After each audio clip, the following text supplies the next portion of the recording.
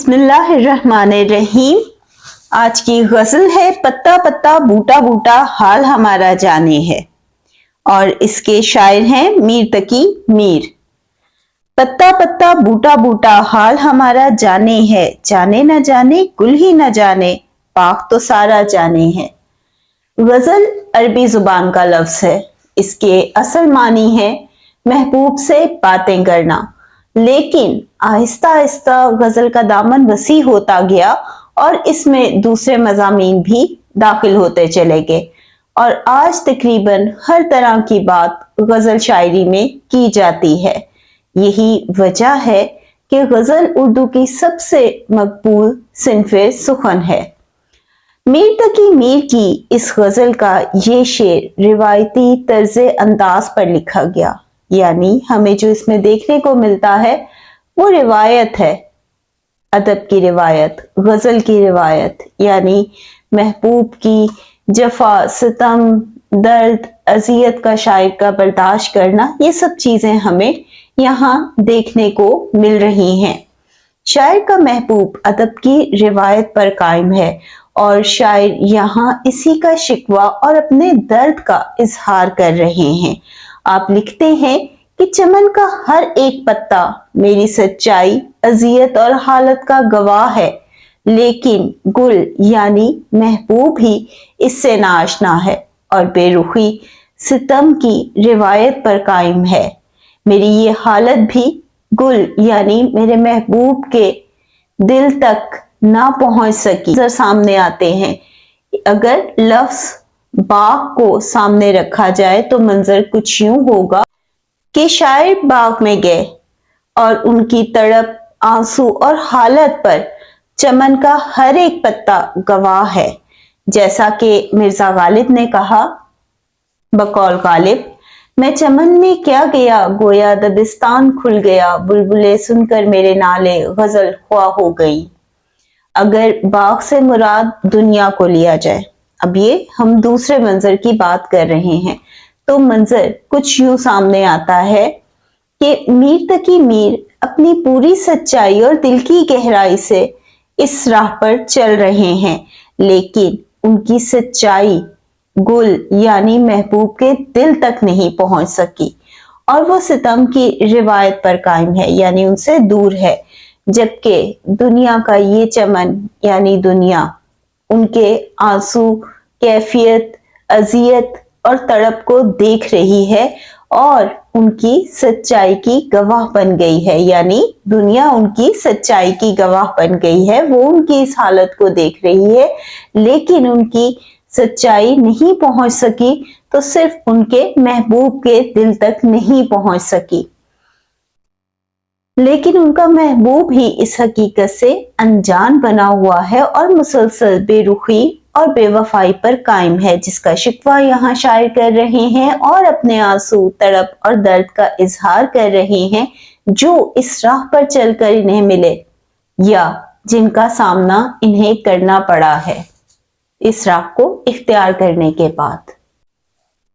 बकौल शायर है, अजियत मुसीबत मलामत बलाएं, तेरे इश्क में हमने क्या क्या न देखा। अगला शेर है, आगे इस मुतकब्बिर के हम खुदा खुदा किया करते हैं, कब मौजूद खुदा को वो मगरूर खुद आरा जाने है।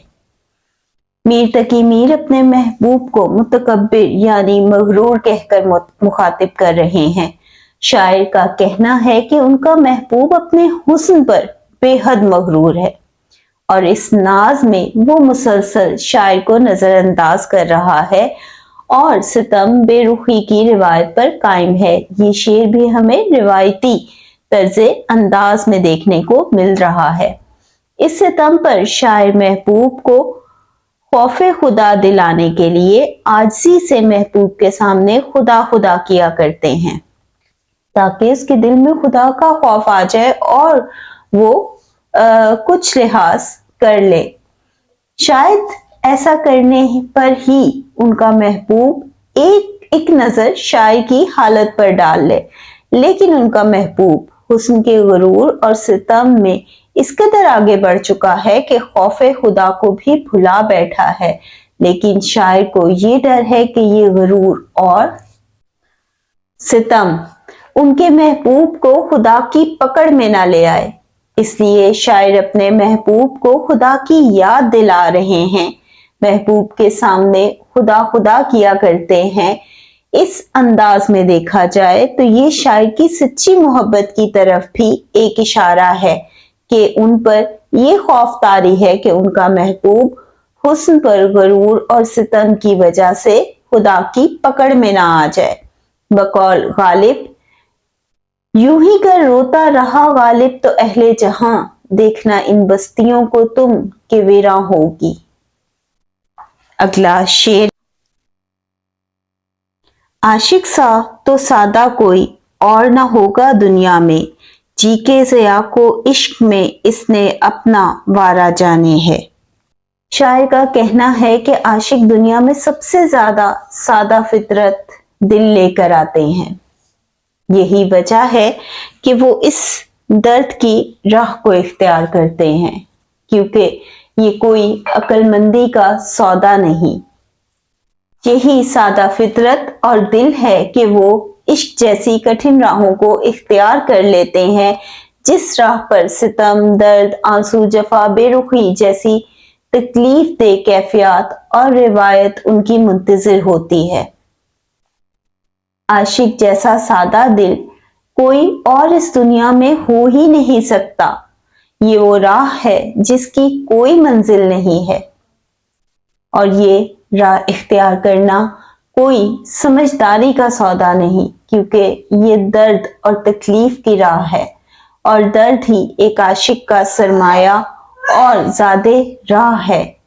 ये वो मंजिल है, ये वो राह है जिसकी कोई मंजिल नहीं, और दर्द ही एक आशिक का सरमाया और ज़्यादा राह है। ये आशिक ही है जिन्हें जान जाने का कोई डर अंदेशा नहीं होता। महबूब इश्क में जान का ज़िया नुकसान उनके नजदीक कोई बड़ी बात नहीं, बल्कि कुर्बानी तो शाख के नजदीक उनकी सच्चाई की सनद है। लेकिन शायर के नजदीक इस राह को इख्तियार करने वाले सादा फितरत और सच्चा दिल रखने वाले लोग हैं, क्योंकि उनके नजदीक ये कांटों का सफर है। यही वजह है कि खुद गर्ज और जमाना परस्त लोग इस राह को इख्तियार नहीं करते। यानी कौन लोग इस राह को इख्तियार नहीं करते? जो खुद गर्ज जमाना परस्त होते हैं, जिन्हें अपना एहसास या दर्द होता है। इस राह को सिर्फ वही लोग इख्तियार करते हैं, क्योंकि ये दर्द की राह है, तकलीफ की राह है, इसकी कोई मंजिल नहीं। जो सादा फितरत और सादा दिल लेकर इस दुनिया में आते हैं। बकौल गालिब, तस्कीन को हम ना रोए, जो ज़ौक़े नजर मिले, हुराने खुल्द में भी तेरी सूरत मिले।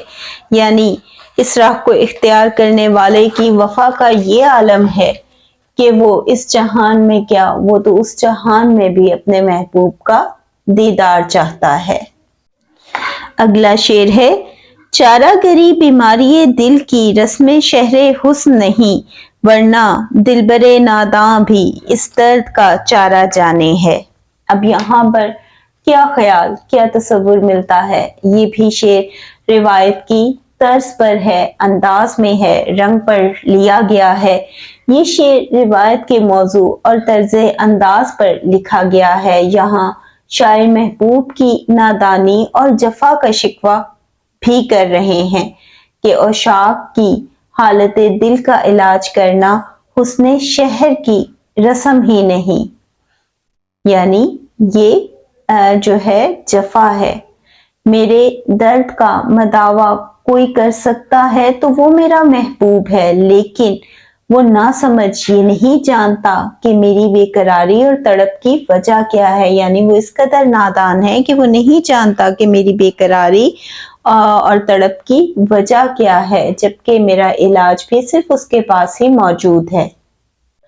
यहाँ शायर महबूब को अपनी इस हालत की वजह करार दे रहे हैं, लेकिन साथ ही अदब की रिवायत की तरफ भी इशारा मिलता है कि हुस्ने शहर की ये रस्म ही नहीं है कि वो उशाक पर रहम करें। ان کی طرف متوجہ ہوں اور بے رخی اور جفا کے ستم کو چھوڑ دیں۔ یہی وجہ ہے شاعر کی تڑپ اور اذیت کی، اور اسی درد سے شاعر کو عشق کی راہ پر قدم رکھ کر گزرنا پڑ رہا ہے۔ یعنی اس راہ کو اختیار کرنے کے بعد انہیں یہی مصائب درپیش ہیں، اور ان کا محبوب مسلسل ستم اور دوری کی رسم پر قائم ہے، جبکہ ان کے درد کا علاج صرف ان کے محبوب کے پاس ہے، لیکن حسن رکھنے والوں کی رسم تو بے رخی اور جفا ہے۔ وفا نبھانا درد کا مداوا کرنا، وفا نبھانا درد کا مداوا کرنا تو ان کی رسم ہی نہیں ہے۔ وہ تو ایسا نادان ہے کہ میری حالت کی وجہ بھی نہیں جانتا، جبکہ بیماری دل بھی وہی ہے اور معالج بھی وہی ہے۔ بقول غالب، دل نادان تجھے ہوا کیا ہے، آخر اس درد کی دوا کیا ہے۔ ایک اور شعر اس حوالے سے بقول شاعر، نہ گیا کوئی عدم کو دل شاداں لے کر، یہاں کیا کیا نہ اگے حسرت و ارماں لے کر۔ اگلا شعر ہے، مہر و وفا و لطف و عنایت ایک سے واقف ان میں نہیں، اور تو سب کچھ طنز و کنایہ رمز و اشارے جانے ہے۔ غزل عربی زبان کا لفظ ہے اور اس کے اصل معنی ہے محبوب سے باتیں کرنا، لیکن آہستہ آہستہ اس کا دامن وسیع ہوتا گیا اور دیگر مضامین بھی بیان کیے جانے لگے۔ شاعر اس شعر میں معاشرے کے رویے کو زیر بحث لا رہے ہیں، یعنی یہاں جو چیز ہمیں دیکھنے کو، یہاں جو خیال ہمیں دیکھنے کو مل رہا ہے کہ معاشرے کے رویے کو زیر بحث لایا گیا ہے کہ آج زمانہ کس راہ پر چل رہا ہے۔ رشتوں میں وفا نہیں، سچائی، درد، احساس جیسے جذبات دم توڑ گئے ہیں۔ کن میں؟ معاشرے میں، انسانوں میں۔ موجودہ زمانے کے لوگ مادہ پرست اور خود غرض ہیں، کیونکہ وہ خود غرض ہو گئے ہیں۔ یہاں ایک خیال یہ بھی سامنے آتا ہے کہ شاعر کو زندگی میں زمانے کے جن رویوں کا سامنا کرنا پڑا، ان کا آپ شکوہ کر رہے ہیں یا اظہار کر رہے ہیں کہ موجودہ دور میں زمانہ پرست لوگوں میں انسانیت نام کا کوئی جذبہ نہیں ہے جو ایک باکردار انسان میں ہونا چاہیے، جبکہ اس کے مقابلے پر ان میں تمسخر، طنز، حسد اور اشارے کا علم خوب ہے، اور اس پر عمل بھی ہے کہ وہ اپنی صلاحیتوں کو بروئے کار بھی لاتے ہیں۔ موجودہ زمانے کے افراد ایسی چیزوں کے ماہر ہیں جو انسان کی اخلاقی کمزوری اور پستی کی دلیل ہیں، کہ یہ جو سارے عادات ہیں، طنز، حسد، اشارے کا علم، جس سے آج کل کا معاشرہ بہت خوب واقف ہے، یہ اخلاقی کمزوری اور پستی کی دلیل ہے۔ شاعر کا کہنا ہے کہ لوگ مروت اور لحاظ کو یکسر فراموش کر چکے ہیں، جو شرفا کا شیوا تھا، جو پہلے معاشرے میں موجود تھا لیکن اب نہیں ہے۔ آج کل وہی لوگ معزز گردانے جاتے ہیں یا سمجھے جاتے ہیں جو غیر اخلاقی عادات کا شکار ہیں، اور ان غیر اخلاقی عادات کو اپنی مہارت اور فن سمجھتے ہیں، یعنی ان کو اختیار کرنے کے بعد ان کا یہ بھی خیال ہے کہ یہ ان کی مہارت ہے، فن ہے، قدرت ہے کہ کس قدر دوسروں کا مذاق اڑایا جائے اور طنز کا نشانہ بنایا جائے۔ اور یہاں ایک منظر یہ بھی سامنے آ سکتا ہے کہ شاعر کو اس راہ کو اختیار کرنے کے بعد جو حالت ہوئی تو اس کے اوپر زمانے نے ان کا مذاق بھی بنایا، ان پر طنز بھی کی، اور اسی کا شکوہ وہ یہاں کر رہے ہیں کہ آج کل زمانے کا یہ چلن ہے نہ کہ وہ میرے اس حالت پر رحم کریں، مجھ پہ ترس کھائیں اور میرے ساتھ مروت سے پیش آئیں، وہ ان کا مذاق اڑا رہے ہیں۔ بقول شاعر، ہم عشق کے ماروں کا اتنا ہی فسانہ ہے، رونے کو نہیں کوئی ہنسنے کو زمانہ ہے۔ اگلا شعر ہے، کیا کیا فتنے سر پر اس کے لاتا ہے معشوق اپنا، جس پہ دل بے تاب و تواں کو عشق کا مارا جانے ہے۔ عشق کی راہ پر قدم رکھنے والوں کو بہت سے مصائب اور درد اور اذیت کا سامنا کرنا پڑتا ہے. یہی ادب کی روایت ہے. یہ وہ راہ ہے جس کی کوئی منزل نہیں اور درد اذیت ہی اور شاخ کا سرمایہ اور زیادہ راہ ہے، سفر کا خرچ ہے. شاعر ادب کی اسی روایت کے حوالے سے یہاں بات کر رہے ہیں کہ عشق میں محبوب اپنے عاشق کے سر پر طرح طرح کے فتنے اور مشکلات لاتا ہے. یہاں فتنے سے مراد اس راہ میں آنے والے درد اور مصائب ہیں جس سے اس راہ پر چلنے والوں کو گزرنا پڑتا ہے. بقول شاعر ہے اذیت مصیبت ملامت بلائیں تیرے عشق میں ہم نے کیا کیا نہ دیکھا. ہی درد اور اذیت سے نڈھال ہوتا ہے کہ یعنی اس راہ کو اختیار کرنے والا تو پہلے ہی درد اور اذیت سے چور چور ہوتا ہے، اسے تو پہلے ہی عشق نے مار رکھا ہوتا ہے. یہاں شاعر عشق کی شدت کو بھی بیان کر رہے ہیں کہ یعنی ان کا یہ کہنا عشق کی شدت کا بھی اظہار ہے کہ وہ کس قدر اس کیفیت میں ڈوب چکے ہیں اور اس کی وجہ سے ان کی کیا حالت ہو چکی ہے، اس کا بھی اظہار ہے کہ کس طرح عشق انسان کو نڈھال کر دیتا ہے اور پھر محبوب کی بے رخی ادائیں جفا ستم کا سبب بن جاتی ہیں. بقول غالب یوں ہی کر روتا رہا غالب تو اہل جہاں دیکھنا ان بستیوں کو تم کہ ویراں ہوں گی.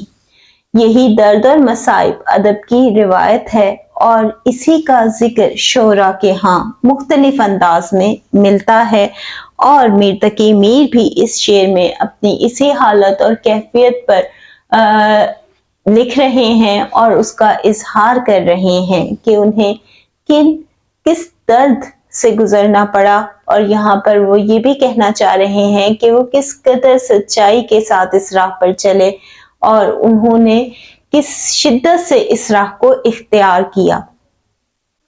اگلا شعر ہے تشنا خو ہے اپنا کتنا میر بھی ناداں تلخیے کش دمدار آب تہ کو اس کے آب گوارا جانے ہے.